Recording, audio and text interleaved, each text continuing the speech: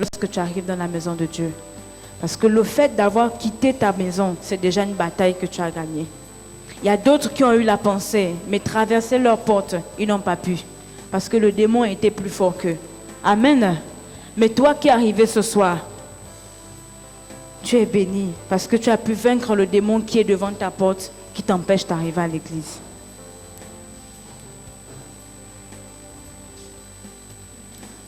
On va ouvrir nos Bibles dans AG 1, verset 5. AG 1, verset 5. L'évêque nous a parlé de quelque chose dimanche qui est très très important. 3 semaines du sac percé.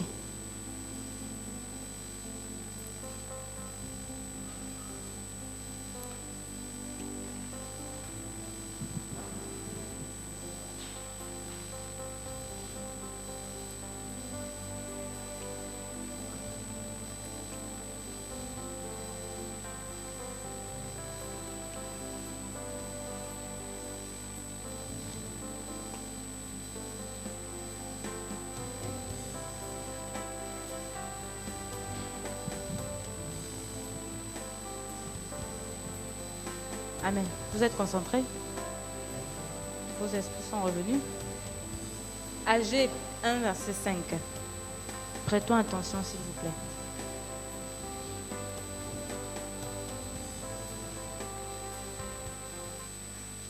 Il dit, ainsi parle maintenant l'Éternel des armées. Considérez attentivement vos voix. 6.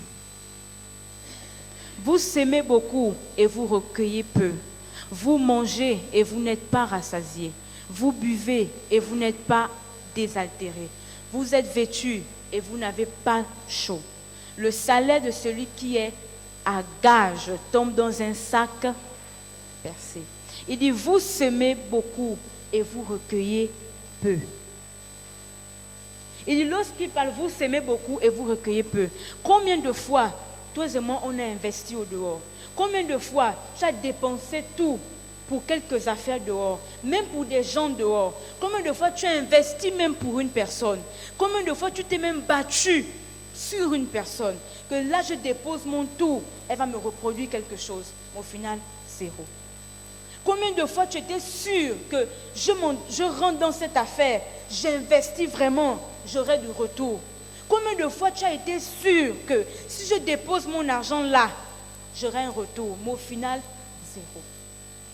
Il dit, vous semez beaucoup. Quand vous semez dans les affaires au dehors, vous avez là une certaine assurance que là, si ça arrive à ce que je sors mon argent, c'est que j'ai d'abord eu une certaine conviction et être rassuré que ce que je fais va me rapporter comment? Quelque chose. Mon retour, je me rends compte que ce que j'ai sémé finit par tourner en bourrique. Il dit, et vous recueillez peu, vous mangez et vous n'êtes pas rassasiés. Combien de fois tu essayes, par tous les affaires que tu essaies de produire, tu n'arrives même pas comment? À t'alimenter. Pour manger, c'est difficile. Pour vivre, c'est difficile. Il dit, vous mangez et vous n'êtes pas rassasiés. Ça veut dire que là c'est carrément ce qu'on appelle la survie. On mange que comme ça par motif de survie.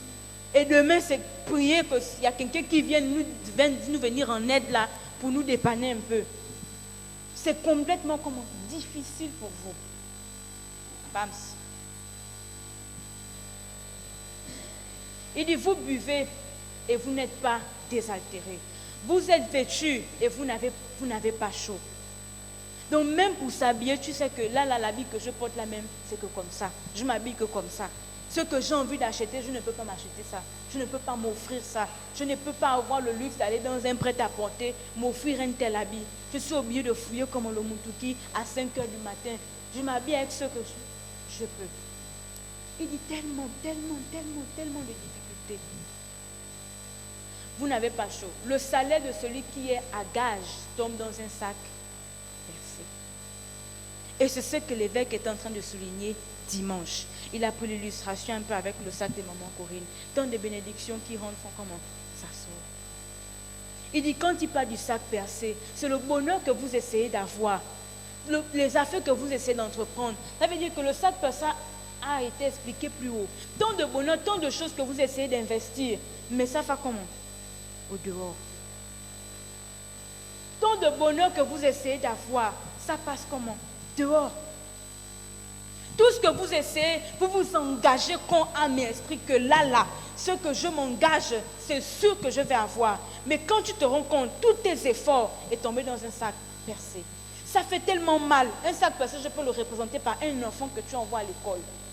Tu te rends compte, tu investis tout pour cet enfant-là, là où il est à l'étranger. Mais après, tu apprends qu'il est devenu drogué. Tu apprends qu'il est devenu fumeur de chanvre. Tu apprends qu'il a même disparu du pays. Tu ne sais plus où l'enfant se trouve. Après, tu te rends compte que pire encore, l'enfant de quelqu'un, ton enfant que tu n'as pas mis au monde, l'enfant d'une tante ou d'un parent que tu as investi dessus, demain après-demain, il te traite de sorcière. Il te traite de celui qui bloque toute la famille. Quand tu appelles pour demander de l'aide, on ne veut rien savoir. Un sac comment percer. Tu te rends compte que tous tes efforts ont été investis dans l'eau. Tout ce que tu as essayé de vouloir bâtir pour cette personne, ça a été jeté comment? À l'eau. Donc on peut souligner tout ce qu'on investit, comment? Dans un sac percé. Parce qu'on se rend compte que les efforts qu'on essaie de faire, les difficultés qu'on se met à se lancer pour vouloir faire la chose, c'est comment? À l'eau. Amen. 6 femmes. Pardon, 7. Ainsi parle l'Éternel des armées. Considérez attentivement vos voies. 8. Montez sur la montagne, apportez du bois et bâtissez la maison. J'en aurai de la joie et je serai glorifié, dit l'Éternel. 9. Vous comptiez sur beaucoup et voici, vous avez peu. Vous l'avez rentré chez vous, mais j'ai soufflé dessus. Pourquoi? Dit l'Éternel des armées. À cause de ma maison qui est détruite. Amen. Tandis que vous vous empressez, chacun pour sa maison. Est-ce qu'on a compris? Je vais relire la parole. Il dit, vous comptiez sur beaucoup et voici, vous avez peu, vous avez eu peu. Vous l'avez rentré chez vous, mais j'ai soufflé comment? Dessus. Pourquoi? Dit l'Éternel des armées. À cause de ma maison qui est détruite. Tandis que vous, vous empressez chacun pour sa maison. Amen. Le propre Dieu lui-même a soufflé sur tout ce que nous faisons. À cause de quoi? Le vol de Dieu. On s'empresse à faire ce que l'on veut, mais on oublie qu'il y a la maison de Dieu qui est là. On s'empresse pour s'occuper de nous-mêmes, pour s'occuper de ce que nous voulons nous-mêmes.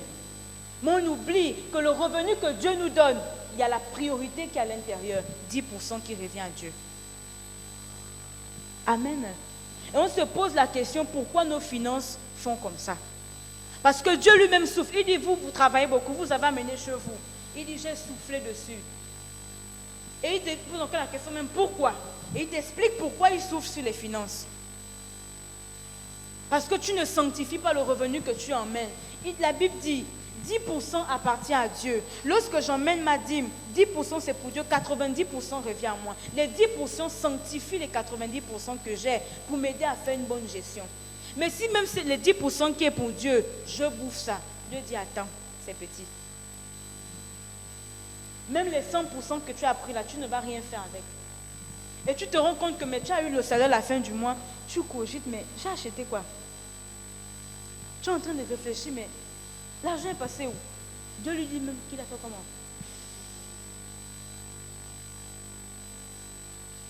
Tu te rends compte que mais tu es parti au marché avec 100 000. Tu calcules les sachets, tu sens que les 2 petits sachets là ont fait 100 000. Ça fait comment pour diminuer comme ça? Tu réfléchis, mais j'ai fait quoi avec l'argent là? Tu as même touché même les grosses sommes, les 1 million, les 500 000. Mais quand tu réfléchis, tu dis, mais attends, j'ai dépensé 100 000 là-bas. Tu commences à calculer rien. Tu ne te retrouves pas dans tes calculs parce que Dieu lui-même a fait.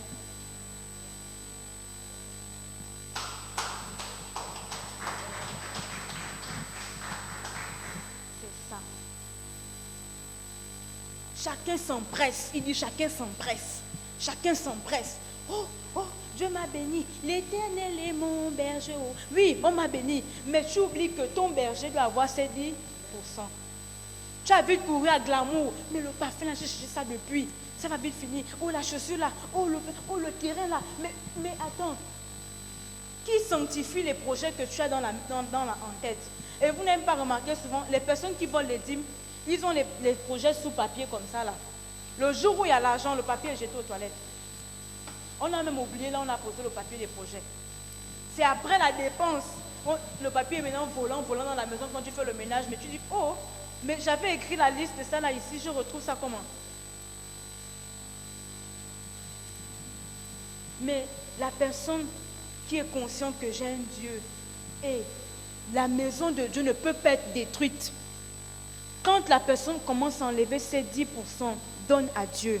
Dieu l'administre l'intelligence pour gérer sa maison. Même avec 30 000, tu peux faire un marché que tu n'as pas idée. Parce que le Saint-Esprit est dans la gestion de tes finances. Parce que l'argent que tu touches là, ça tournait dans la banque. Les coupeurs de langue, les sorciers, tout ont touché le même billet que tu touches là. Donc l'argent est maudit. Mais quand tu arrives, tu donnes ce qu'il y a à Dieu, tu sanctifies ton argent et tu sanctifies ta gestion. Parce que tu ne sais pas qui a touché le billet que tu touches là. Peut-être là, la bilariose même, tu n'es pas au courant. On t'a remis ça dans le taxi. Peut-être que c'est un coupeur de langue, tout ça là. Les maladies passent par là. Mais quand tu arrives à sanctifier ce qui est pour Dieu, Dieu aussi te préserve des attaques qui viennent contre toi. La donne de la dîme est très très importante. Le sac percé, la signification du sac percé, c'est à cause de ça. Toutes les bénédictions que Dieu veut nous donner, ça tombe dans un sac percé. Et Dieu permet ça parce que nous sommes égoïstes. Il y a tant, l'évêque disait dimanche, il y a tant de bénédictions que tu sens que même quand on t'a béni là, tu savais au fond de toi, tu avais la certitude que là, c'est sûr qu'on va m'appeler dans l'embauche là. C'est sûr qu'on m'appeler dans le travail là. C'est sûr que j'aurai la voiture, c'est sûr que j'aurai ce terrain, c'est sûr que j'aurai cette affaire là. Il y a eu une conviction en toi, c'était très sûr. L'Esprit t'avait convaincu de ces bénédictions qui arrivaient. Mais au final, tu te rends compte que les jours passent, il n'y a plus rien. Oh, mais c'est parti où? J'étais sûre que je devais avoir ça. C'est passé. Parce que la bénédiction est venue, non? C'est bien venu, tu l'as vu venir. Mais c'est tombé dans un sac percé. Le sac que toi-même tu as percé à cause du vol des dîmes. Au fur et à mesure, tu enlevais un fil, jusqu'à ça faire le tour. Et la Bible déclare que quand tu voles les dîmes, tu ne rends pas 10%, tu rends un 15e. Donc 15%. Combien de fois tu as volé, tu n'as pas remboursé Dieu? Donc tu as encore les pénalités des dettes. Les intérêts. Tu dois encore. Bon, on va même arrêter. Parce que le sac est tellement grand. Dieu veut nous bénir, mais c'est percé. C'est percé. Et pendant ces 3 semaines, résous ce problème. Amen. Résous ce problème. Tu ne peux pas vivre. Regarde, on est encore dans ce temps-là. Les 21 jours de jeûne, parce que ça finit dimanche pour ceux qui n'ont pas pu le faire ce dimanche-là. Et pour ceux qui doivent prendre pour leurs enfants. On disait samedi, pour ceux qui étaient là samedi, on disait samedi que le Saint-Esprit, ma maison, notre maison, la Bible dit que notre maison doit être une maison de prière. Mais lorsqu'on regarde nos maisons, ce n'est pas la maison de prière, c'est la maison des bagarres. Si ce n'est pas la maison des bagarres, c'est la maison des disputes. Si ce n'est pas la maison des disputes, c'est la maison de vol. Si ce n'est pas la maison de vol, c'est la maison de division. Où chaque personne ne s'entend. La grande sœur est dans son coin, le grand frère là-bas, le père là-bas, la mère là-bas. Une famille divisée par le cœur. Vous pouvez ne pas être ensemble, mais la famille, c'est le lien de sang. Vous vous rendez compte que dans cette famille, il n'y a pas l'entente. Toute une famille est divisée à cause d'un problème qui dure depuis des générations. Mais qui peut rétablir cette famille? C'est le Saint-Esprit. Et on disait samedi que même si tes parents, tes enfants ne viennent pas, tes enfants ne sont pas là, le fait d'avoir déposé leur enveloppe sur l'autel, leur âme reste sur l'autel et l'esprit là où il est va les toucher un jour. Tu n'es pas capable de surveiller ton enfant 24/24, tu ne pourras pas faire ça, c'est impossible. Il y aura un jour tu vas te fatiguer, tu vas t'assoupir, l'enfant va sauter la fenêtre, tu vas partir. Mais qui est capable de surveiller ton enfant 24/24, c'est le Saint-Esprit. Qui est capable de veiller sur lui, de camper sur lui quand il est à côté des bandits, pour lui dire que ne prends pas ce chemin-là, prends ce chemin-là, ou ne va pas là-bas, va là-bas. C'est le Saint-Esprit. Mais qu'est-ce qui apporte le Saint-Esprit à veiller sur ta famille? C'est l'acte que tu poses en l'impliquant dans la vie de cet enfant. Lorsque tu déposes son enveloppe, tu prends son enveloppe, tu fais l'offrande pour lui, pour dire Saint-Esprit, voici l'âme de cet enfant. Si je suis capable d'amener ton nom chez le Nganga seulement et d'invoquer ton âme, ça arrive à toi. À plus forte raison, l'Esprit de Dieu. L'Esprit n'a pas de distance. Que l'enfant soit en Europe, en Chine, au Japon, où qu'il soit, l'Esprit n'a pas de distance. Une fois que son nom est sur l'autel, au travers de son nom, je trace son ADN et l'Esprit le retrouve. Ton enfant a beau faire les délivrances, il ne finit pas par changer. C'est plus les délivrances, c'est plus les tapages, c'est plus le parler, tout ça, il n'y a plus. C'est que l'évêque disait que tu n'arrives même plus à prier parce que tu as tout vidé à cause de parler simplement. En ce moment, c'est plus le fait même de parler parce que tu n'en as plus des mots. Prends simplement, dépose l'enfant ici sur l'autel. Seigneur, voici l'enfant là. J'ai porté 9 mois physiquement, voilà, il est là. Mais je ne peux plus. Je fais ma part. Ce que ça m'a dit au moment que tu étais là, je fais ma part. Ça veut dire que je veux partir d'ici sur cette terre. Tu ne pourras pas me reprocher que je n'ai pas fait quelque chose pour cet enfant. Je fais ma part et je dépose cet enfant sur l'autel. Un jour, tu vas le toucher. Parce que tu nous fais comprendre qu'il y a le temps favorable. Il y a le temps favorable. Et un jour, je sais que cet enfant sera saisi là où il est. C'est comme ce n'est pas l'enfant, c'est le mari, c'est la soeur, c'est la tante. Peu importe la personne qui est vraiment incrédule dans la famille. Tu sais que lui, là, il conduit tout le monde. Prends-lui, dépose sur l'autel. Un jour, Dieu va toucher le cœur de cet homme. Tu seras étonné qu'il y a une situation qui va venir. Lui-même seul va te dire que mais ton église, amène-moi un peu. Ce n'est pas tous les versets bibliques que tu lui aurais installés. Il aura toujours un mot à te dire. Ce n'est pas tous les problèmes que tu vas lui donner, il aura toujours une réflexion à te donner. Ce n'est pas tout ça. C'est une pensée, c'est quelque chose qui vient dans son esprit, qui ne peut pas expliquer, qui le met bouche bée. C'est peut-être une situation que l'esprit va créer où il sera troublé. Il va chercher la voie de l'église. Mais qui cause ça? C'est le Saint-Esprit. Et il cause ça par qui? Par toi qui es assis ici. Tu es un canal par lequel il passe pour arriver dans ta maison.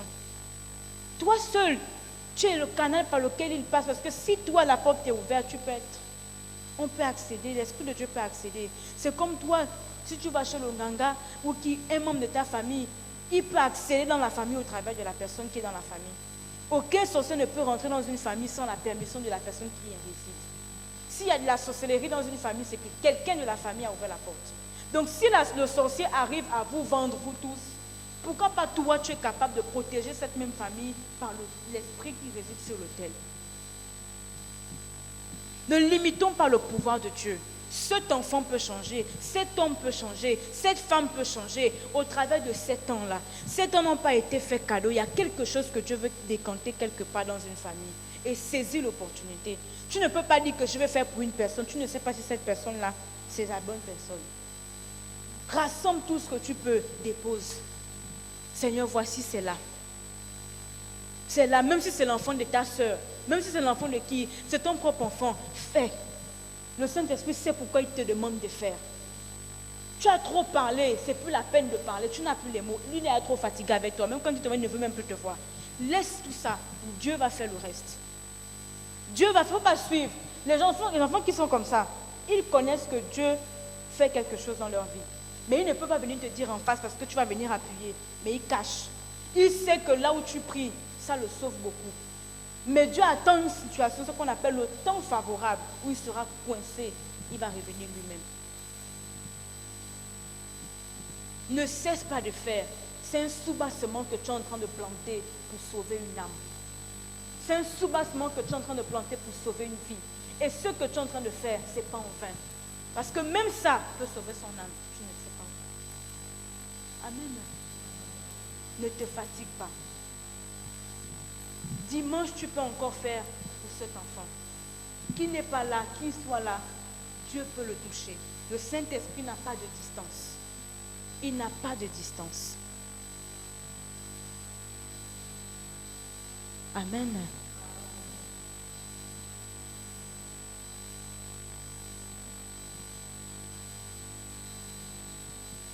On est arrivé au terme de notre réunion. Je ne dis pas les réunions, moi.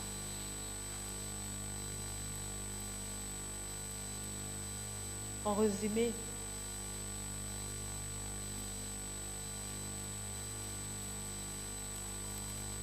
le Saint-Esprit ne vit dans la vie de la personne qui a décidé d'être fidèle à lui, d'être loyal à lui et de lui faire confiance. On a appris hier, nous nous affectionnons au pouvoir de l'Esprit et non à la personne de l'Esprit. Tant d'années, on a été habitué au pouvoir de l'Esprit et on s'est dit que c'est le Saint-Esprit. Mais on réalise que jamais on n'a eu l'occasion d'avoir la personne du Saint-Esprit en nous. Parce que quand les problèmes vont arriver, ce n'est pas le pouvoir qui va t'aider à cet instant. Le pouvoir va te lâcher. Mais la personne qui peut t'aider au moment des difficultés, c'est la personne du Saint-Esprit. Parce qu'il emmène en toi l'intelligence, la connaissance, la sagesse et la crainte. En même temps, l'esprit de conseil. C'est à ce moment que tu vas te rendre compte que tu as le Saint-Esprit. Qu'est-ce qui fait que quand on est saisi, on tombe? Ce n'est pas le Saint-Esprit, c'est le pouvoir du Saint-Esprit qui te saisit, tu trembles. Il faut arriver un moment où la personne du Saint-Esprit est en toi, où tu ne sens pas le manque parce qu'il est là. Tu es sûr et certain qu'il est en toi. Et s'il est en toi, il n'y a pas un problème, une situation, une maladie, une quelconque situation qui peut venir te basculer. Parce qu'il est le porteur de ton conseil. Il est celui qui te porte conseil. Ne fais pas ça, fais ça. Tu n'as plus besoin de X, Y ou d'un quelconque prophète ou d'une quelconque personne, aussi conseilleuse qu'elle soit. Tu n'as plus besoin parce que lui-même, l'Esprit t'atteste le conseil. Comment agir dans cette situation? Comment faire dans ce problème? Comment il faut agir dans cet état de situation où même tu sembles ne plus avoir de force? Mais à cause de la personne de l'Esprit en toi, un conseil vient comme une pensée et tu trouves une solution.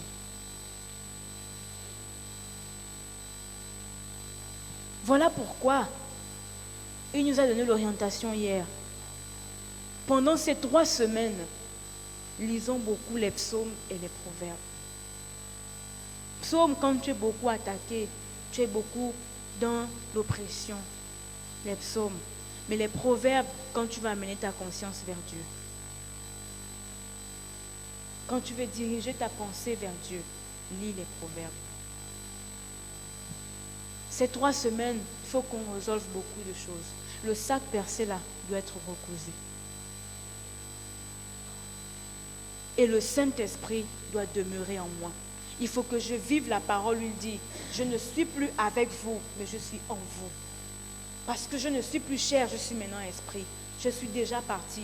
Il faut que je revienne en esprit en vous. Mais si les cœurs sont fermés, si tout est fermé, comment je vais demeurer en vous? Amen.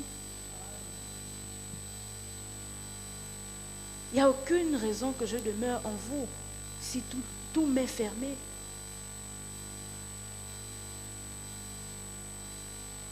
Levons-nous, s'il vous plaît.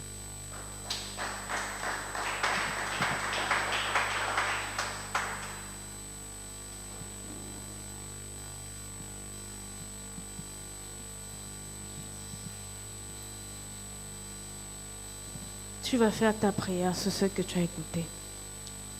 Il y a certaines grâces, beaucoup de grâces qui nous sont retardées sans que nous nous rendons compte. Il y a tellement de demandes de prière qui devaient être exaucées depuis. Nous-mêmes, nous sommes les motifs de ce retard. La Bible dit que Dieu pardonne le temps de l'ignorance. Mais aujourd'hui, on a été éclairé sur beaucoup de choses. Le temps de ton ignorance a été pardonné, mais aujourd'hui, ouvre les yeux sur ce qui concerne ta vie spirituelle.